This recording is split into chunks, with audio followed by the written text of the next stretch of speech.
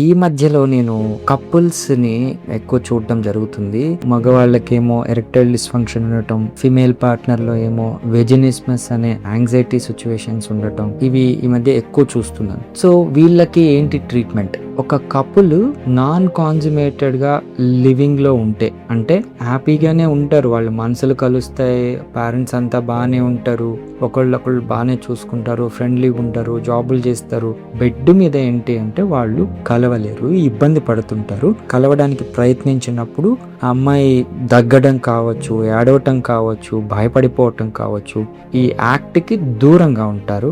And అబ్బాయిలో ఏంటి అంటే కలవడానికి ఆటోమేటిక్ గా సుముఖత చూపరు.